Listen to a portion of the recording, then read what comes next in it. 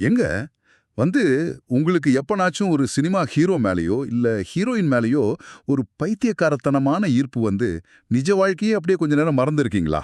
ஆஹா, அது நெறைய பேருக்கு நடக்கிற விஷயம் தானே. ஆமா. நிஜத்துல நம்மள சுத்தி 1000 கஷ்டம் இருந்தாலும், அந்த திரையில தெரியிற பிம்பத்த பார்க்கும்போது, அதெல்லாம் அப்படியே காத்துல பறந்துடுற மாரி ஒரு நெனப்பு வந்திருக்கா உங்களுக்கு? ம்.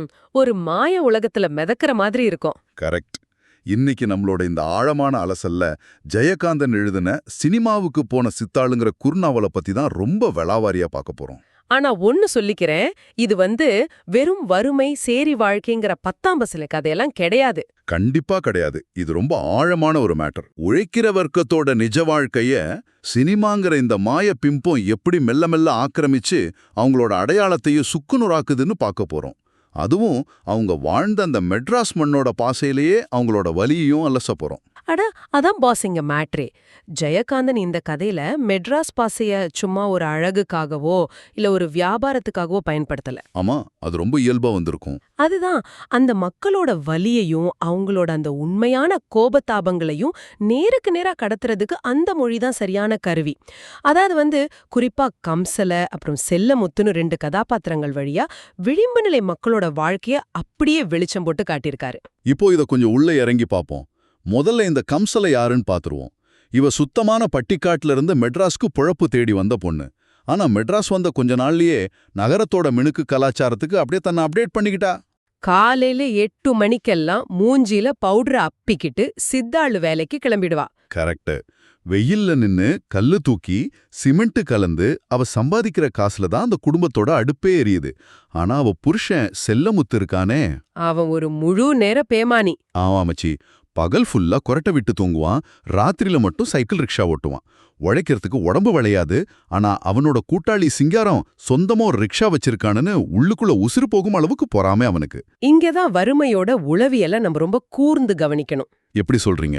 அதாவது, கையில காசு இல்ல, ஆனா நான் தான் ஆம்பளை, நான் தான் குடும்பத்தோட தலைவன்ங்கிற அந்த ஈகோ, அந்த திமிரு மட்டும் அவனுக்கு குறையவே இல்ல. அது மட்டும் உசுரோடைக்குது. ஆமா, நீங்க கவனிச்சீங்கன்னா கம்சலையோட வருமானத்துல தான் குடும்பம் ஓடுது. செல்லமுத்துவுக்கு ஒழுங்கா ஒரு வாய் சோறு சம்பாதிக்க வக்கில்ல. அந்த கையாலாகாத தனத்தை மறைக்க தான் அவன் இந்த சினிமா போதைய ஒரு கேடயமா பயன்படுத்துறான். ஆ, இப்ப புரியுது. அவனுக்குள்ள உடைஞ்சு கிடக்கிற அந்த ஆணாதிக்க பெருமிதம் இருக்குல்ல, அத ஒட்ட வைக்க திரையில வர்ற ஒரு சினிமாக்காரனோட பிம்பம் அவனுக்கு தேவைப்படுது. நில்லுங்க நில்லுங்க பாஸ், இங்கதான் ஒரு செமமுறைன்னு இடிக்குது பாருங்க. என்ன கூத்துது? கம்சலை பட்டுக்காட்டுல இருந்து வந்த புதுசுல அவளுக்கு காதல் பண்ண கத்து கொடுக்கறேன்னு சொல்லி அவளை முதல்ல சினிமாவுக்கு கூட்டிட்டு போனதே இந்த செல்லமுத்து தானே. அதேலாம், அவன்தான் அவளுக்கு சினிமாவையே அறிமுகம் செஞ்சு வைக்கிறான். கடைசியில அவன் வச்ச சூனியமே அவனுக்கே திரும்ப அடிக்குதே. வினைய விலக்கி வாங்கின கதையா இருக்கே அது. உண்மைதான். அவன் உருவாக்குன அந்த சினிமா மோகம்தான் கடைசியில அவனோட நிம்மதியையே கொடைஞ்சு எடுக்க போகுது. இப்போ செல்லமுத்துவுக்கு அந்த சினிமா எந்த அளவுக்கு ஒரு வெறியா மாறுதுன்னு நீங்க பார்க்கணும். சொல்லுங்களேன், எந்த அளவுக்கு? அவனுக்கு வாதியார், அதாவது எம்ஜிஆர் மாதிரியான ஒரு பிம்பம். அவர் வெறும் திரைப்பட நடிகர் கிடையாது, அவர் ஒரு கடவுள். சாமி மாதிரி கும்பிடுறான். ஆமா, இது சாதாரண வெறி இல்ல. நிஜத்தை விட பிரம்மாண்டமான ஒரு மாய உலகத்தை மனசுக்குள்ளேயே கட்டி எழுப்புறது. அதாவது ஒரு ஹைப்பர் ரியாலிட்டி. அவங்களோட வறுமைய கஷ்டத்தை மறைக்க நிஜ வாழ்க்கையில நடக்காத ஒன்ன திரையில பார்த்து அதை நம்பி ஏமாற ஆரம்பிக்கிறாங்க.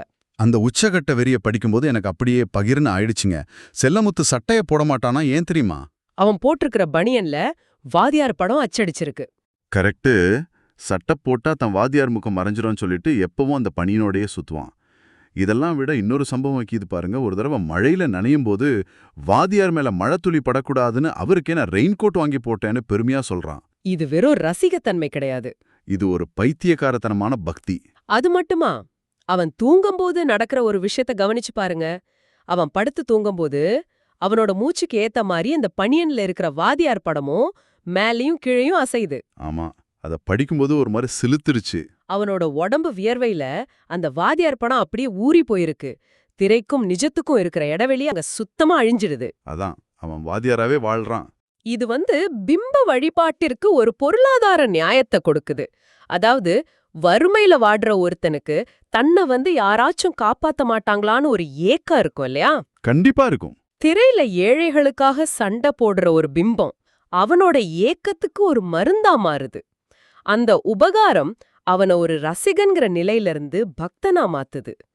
நிஜத்துல வறுமையோட போராடுறத விட ஒரு பிம்பத்தை சாமியா கும்பிடுறது ரொம்ப சுலபமா இருக்கு அவனுக்கு. என்ன ஒரு ஆழமான பார்வை பாத்தீங்களா? வாதியார் படத்துல வர மாதிரி நிஜத்திலையும் தனக்கு நல்லது நடக்கும்னு முழுசா நம்புறாங்க. இப்ப கதையோட உச்சகட்டத்துக்கு வருவோம். ஆ, இங்கதான் மெயின் மேட்டரே இருக்கு. ஆமா, இப்படி உசிரா நினைக்கிற ஒரு பிம்பத்துக்கும் நிஜமான புருஷன் பொண்டாட்டி உறவுக்கும் நடுவுல ஒரு பெரிய மோதல் வருது.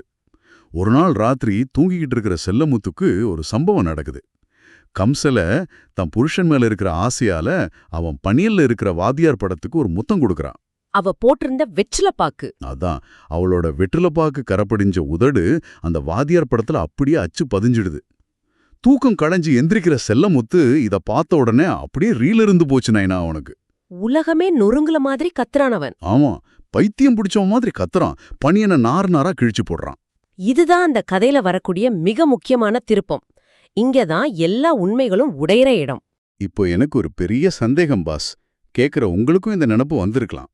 ஒரு ஆம்பளை கோவப்படுறான், சரி. ஆனா தான் பொண்டாட்டி வேறொரு ஆம்பளைக்கு முத்தம் கொடுத்துட்டாலேங்கிற பொறாமையா இது? இல்ல தான் கும்பிடுற சாமி சிலையில எச்சில் பட்டுடுச்சேங்கிற வெறியா? எதுக்காக பனியனை கிழிச்சிட்டு இவ்ளோ வெறித்தனமா ஆடுறான் அவன்? இது ஒரு அருமையான கேள்வி. இத நீங்க கூர்ந்து கவனிச்சீங்கன்னா இது சாதாரண பொறாம கிடையாது. தான் தெய்வமா கும்பிடுற ஒரு புனிதமான பிம்பத்தை தன்னோட பொண்டாட்டியோட எச்சில் தீட்டுப்படுத்திடுச்சுங்கிற ஆத்திரம் இது. ஓஹோ, அப்படி போகுதா விஷயம்? ஆமா, இங்க பிம்ப வழிபாடு தோத்து போய் அவனோட அந்த ஆணாதிக்க கோவம் விழித்துக்குது. கம்சல ஒரு கட்டத்துல அவனை பார்த்து வாங்கி கொடுக்க வக்குல்ல, அதிகாரம் பண்ண வந்துட்டியா, நெத்தியடியா கேப்பான். செம்ம அடியது அவனுக்கு. அந்த வார்த்தை அவனோட ஈகோல ஓங்கி அடிக்குது. உடனே அவன் என்ன பண்றான், இனிமே நீ வேலைக்கு கூட போகக்கூடாது, நான் ஆம்பளை உனக்கு சோறு போடுவேன்னு சொல்லி அவளை வீட்டுக்குள்ளேயே முடக்கிடுறான்.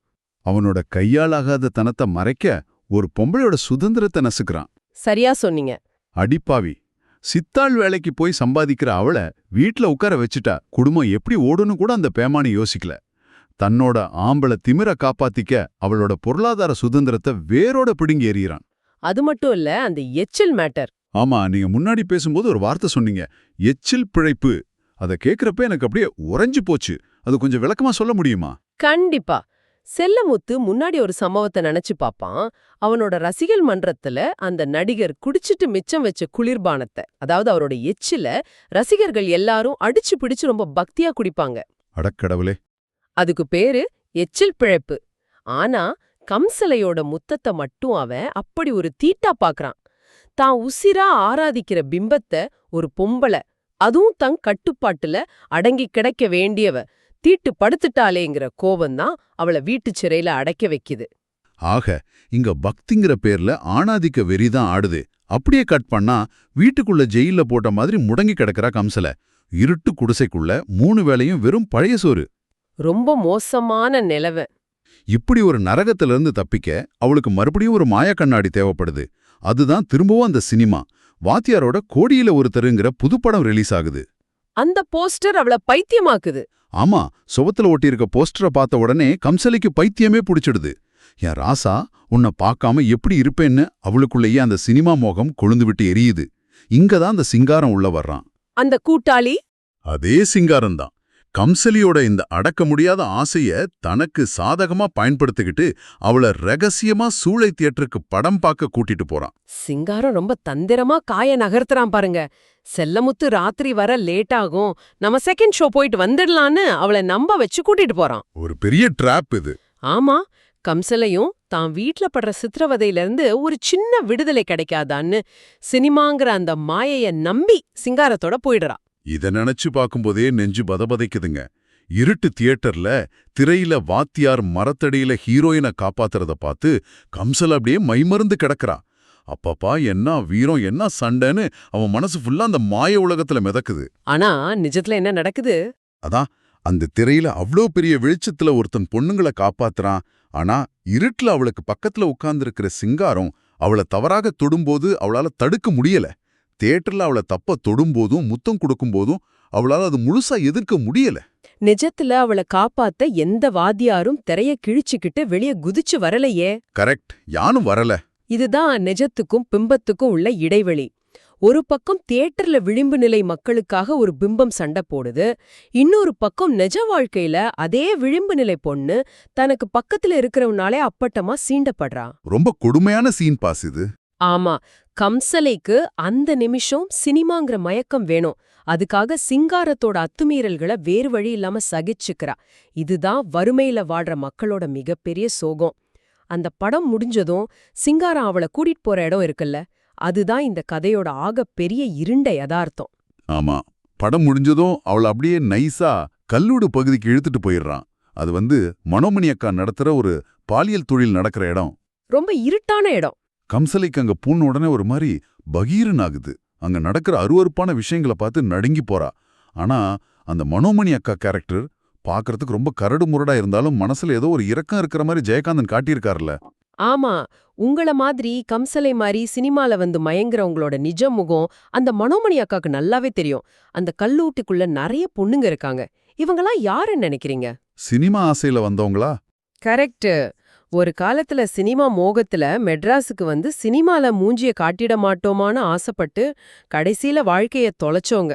அந்த ரூமுகளுக்குள்ள கூட வாதியார் படங்கள் ஒட்டப்பட்டிருக்கு. அடப்பாவமே. மனோமணி அக்கா சொல்ற வார்த்தைகளை கவனிங்க. வர்றவங்க மூஞ்சியெல்லாம் எழவு மாதிரி இருக்கும். அதான் என் பொண்ணுங்க அந்த படத்தையாச்சும் பார்த்துக்கிட்டு அவங்க வேலையை செய்யட்டுமேன்னு இதை ஒட்டி வச்சிருக்கேன் அப்படின்னு சொல்றா. இது எவ்வளவு கொடூரமான நரகம் பாருங்க. அச்சச்சோ. அதாவது நிஜ வாழ்க்கையில அவங்க அனுபவிக்கிற அந்த அருவருப்ப, அந்த வலிய மறைக்க மறுபடியும் அதே சினிமா பிம்பம் தானா? செம்ம அடியுது. சினிமா மிச்சம் போடுற அந்த எச்சில் கனவுகளுக்காக அவங்க நிஜ வாழ்க்கையை எப்படி தொலைக்கிறாங்கன்னு நினைக்கும் போது எனக்கு தொண்டையே அடைக்குது. அதுதான் அந்த மாய பிம்பத்தோட கோர முகம். சிங்காரம் அவளை அந்த கல்லுவூட்டுக்கு கூட்டிட்டு போனதும் மனோமணி அக்கா கம்சலேக்கு ஒரு வாய்ப்பு கொடுக்கறா. உனக்கு இஷ்டம் இல்லாம எந்த காரியமும் செய்யாதன்னு சொல்றா. கம்சலா பயந்து போய் அழுதுட்டே நிக்கிறா. இது ஒரு மிகப்பெரிய சமூக பதிவு. உழைக்கும் வர்க்கம் வறுமையிலிருந்து தப்பிக்க ஒரு மாய உலகமா சினிமாவை தேடி போறாங்க. ஆனா அந்த சினிமா அவங்கள எங்க கொண்டு போய் நிறுத்துது? ஒரு முடிவில்லாத இருட்டுக்குள்ள. ஆமா, அவங்க வாழ்க்கையே முடிஞ்சிடுது. குடும்ப உறவுகள் சிதையுது, சுயமரியாதை காவு வாங்கப்படுது. கம்சில தன்னோட உழைப்பை விட்டுட்டு செல்லமுத்து சொல்றானேன்னு வீட்டுக்குள்ள முடங்குனா. அந்த முடக்கம் ஏன் அவளை எங்க கொண்டு வந்து விட்டுருக்கு? ஒரு விபச்சார விடுதியோட வாசல்ல. எந்த சினிமா அவளுக்கு வாழ்க்கைய கத்து கொடுக்கணும்னு நினைச்சாலோ அதே சினிமா தான் அவளை இந்த சாக்கடையில தள்ளி விட்டுருக்கு. ரொம்ப தெளிவா சொன்னீங்க. இந்த ஆழமான அலசலோட முடிவுக்கு நாம வந்துட்டோம். ஜெயகாந்தன் முன்வைக்கிற சமூக கேள்வி இதுதான். வறுமையிலிருந்து தப்பிக்க மக்கள் நாடும் சினிமா எனும் மாய உலகம் எப்படி அவங்களோட சுயமரியாதையையும் உறவுகளையும் காவு வாங்குதுங்கிறது தான். சரியா சொன்னீங்க. கதையோட கடைசியில செல்லமுத்து சுவத்துல இருந்த கேலண்டர் படங்கள், கிழிஞ்ச பனியன்கள் எல்லாத்தையும் வெறி கொண்டு கிழித்தெறிவான். ஆனா அது பிம்பங்கள்ல இருந்து அவன் முழுசா விடுபட்டதா அர்த்தம் இல்ல. ஒரு பெரிய ஏமாற்றத்தோட தன்னோட கையாலாகாத தன்னத்தோட வெளிப்பாடு. ஆமா, அந்த கிழித்தெறிந்த பனியன்களைப் போலவே அவங்க வாழ்க்கையும் சிதைந்து கிடக்குது. எந்த பிம்பமோ அவங்க வறுமையோ கஷ்டத்தையோ தீர்க்க போறதில்ல. உண்மை.